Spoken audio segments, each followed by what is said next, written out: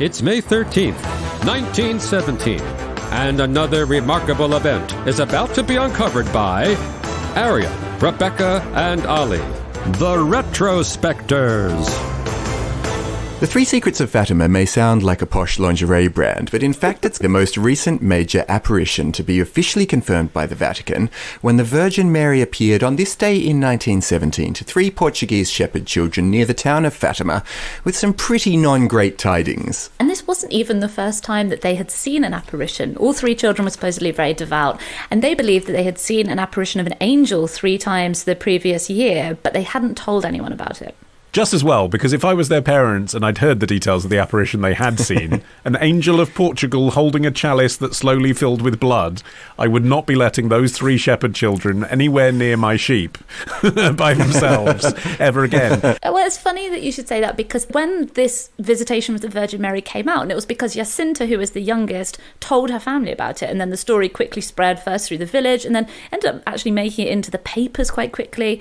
Lucia's mother was absolutely furious with her, which was really sad, because Lucia had previously been her favourite child, because as soon as she could talk, she was extremely passionate about the family's Catholic faith. You know, she made up little hymns to herself, and she would narrate stories of the Bible, and she'd actually successfully lobbied to have her first communion age 6 rather than the customary age, which was 10. And she actually claimed that as she prayed at the altar afterwards, the Virgin Mary statue had smiled at her. And so when this story came out that they had seen the Virgin Mary, her mother subjected her to scorn and beatings. She was furious because she thought that her daughter, who was obviously very creative and imaginative, was engaging in these blasphemous lies for attention. And the Virgin Mary had supposedly told the children to come back on the 13th of the next month. And her mother didn't want her to go. And it was an intervention from the local priest, Father Ferreira, that caused her to allow them to go back for the next visit. And this is the astonishing thing, that they then did, over a 6-month period, continue to go to this same spot and continue to either claim or actually have these visitations from the Virgin Mary. And each time it happened, more and more people believed them and came along with them to experience what they were seeing. I mean, it's an interesting moment in history, isn't it? Because we've talked about Marian apparitions on the show before.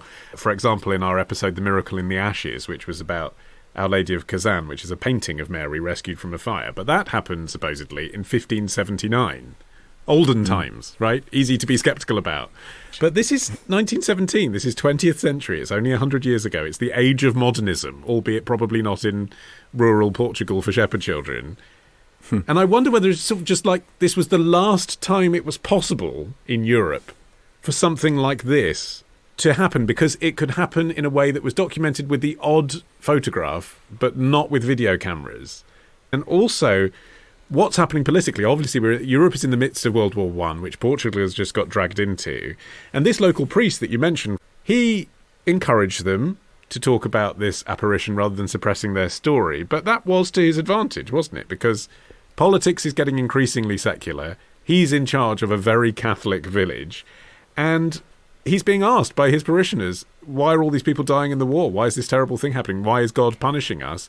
And, here's an answer. Mary has spoken to the innocent village children. Yeah, so Mary gave the children 3, well, they're called secrets, but they're kind of prophecies, really, 2 of which were revealed in 1941 when Lucia dos Santos was by then a Carmelite nun, and she wrote her memoirs. And the first of these was a vision of hell that was full of lakes of fire and screaming souls in torment, and fairly traditional, really.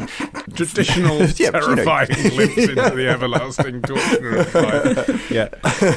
So the second one was, a different kind of hell, I suppose. That was a vision of World War I coming to an end, which obviously it did a little more than a year after the children first saw their apparition. And the prophetic part of that vision was that another great war would come if the people of Russia weren't converted to Catholicism. They obviously weren't, and World War II began. The third secret was deemed to be so explosive that only the Pope was allowed to know what the secret was. And Pope after Pope was handed an envelope with this secret in it. And it was said to be so disturbing, and therefore people thought it must be about the end of the world, that the public were not to know what this secret was. And of course that made speculation reach absolute fever pitch.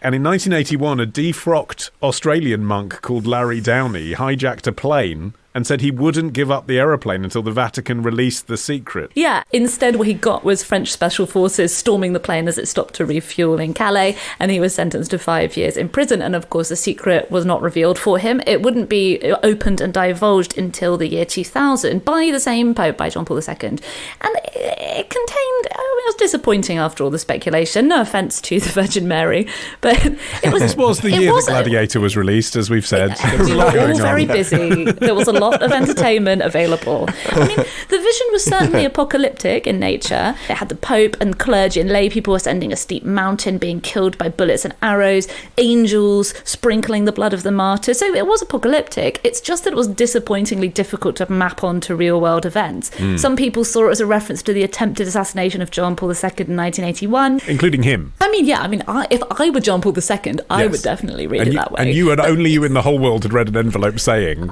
that someone dressed in white might die soon.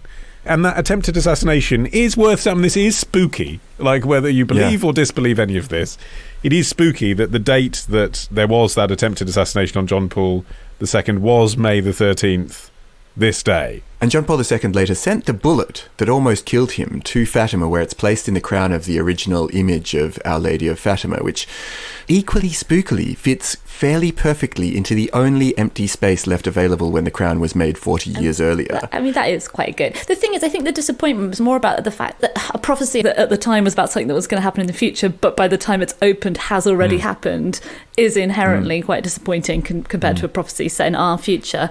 And yet that's the only way to ever verify that a prophecy was right, isn't it? I mean, that should be the best kind of prophecy to open, isn't it? Oh my God, they got it absolutely right. Some people still think that this wasn't the real secret, because Lucia was still alive at this point, but she was elderly and she belonged to an order that strongly discouraged any kind of intercourse with outsiders. So she probably would not have come out and said if it wasn't exactly the same as the secret she had originally written down in 1943. But the point is, she was accepted by the Catholic establishment by this point, wasn't she? She was 97 when she died in 2005. She had this personal relationship with the Pope. There was a day of national mourning in Portugal. Canvassing in the general election in Portugal was suspended on the day she died.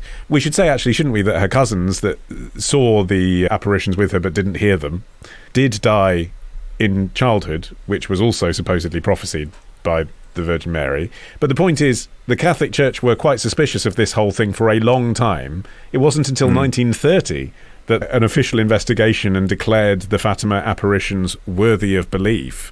And I think partly that's because two of the children were dead. One of them wasn't changing her story and was a nun. So they were, in effect, all preserved in innocence. There wasn't going to be a problem where in adulthood they turn into embarrassing public figures who then shouldn't be the sort of people that the Virgin Mary should appear to.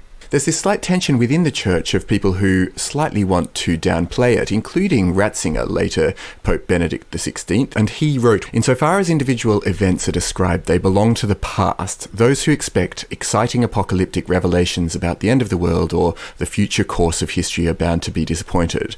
Fatima does not satisfy our curiosity in this way, just as Christian faith in general cannot be reduced to an object of mere curiosity." So there was a sort of attempt to put some of this to bed and just go, okay, it is real, but it's in the past now. We're not waiting for more revelations. There's no more Fatima to come.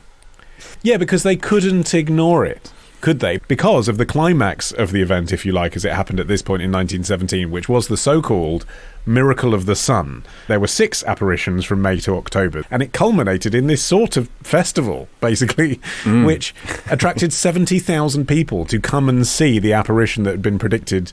And the witnesses weren't all Catholic pilgrims either. It included reporters for nationwide secular newspapers and even skeptics who had come along to see the miracle not happen, if you like. And so, on the one hand, we have witness testimony, not just from believers, that the sun did weird things, that it seemed to change colours, that it seemed to spin and rotate and plunge towards the earth. However, it was 1917, and you'd think there were enough cameras around that if that had happened, there would be photos of it. Well, there are photos of the crowds watching it, right? Including the children. Yeah, exactly. But not like, of the sun turn the camera up, point it upwards. Yeah. So modern skeptics have suggested that what actually happened was either mass hysteria from so many people having all the tension of waiting for something to happen, the optical effects of staring at the sun for a long time, which I think is pretty plausible. And also, some have pointed out, and it's probably obvious to many of you listening, but there is only one sun. So if this had happened, surely everybody everybody on the whole earth would have seen it. Yeah, you don't have to go to a particular spot to, to check out what the sun's up to. I mean, of course, we can do our own control experiment today, can't we, retrospectors? I strongly recommend, if you're listening to this, unplug your headphones now and stare at the sun for 10 minutes and see if it starts dancing. If it does, it's a miracle, and I prophesied it. This episode brought to you by Emergency Eye Surgery. Next time. They were teenagers. They had only just met each other. I don't think the physical attraction was there. Love the show? Support the show. Patreon.com/retrospectors. Part of the Acast Creator Network.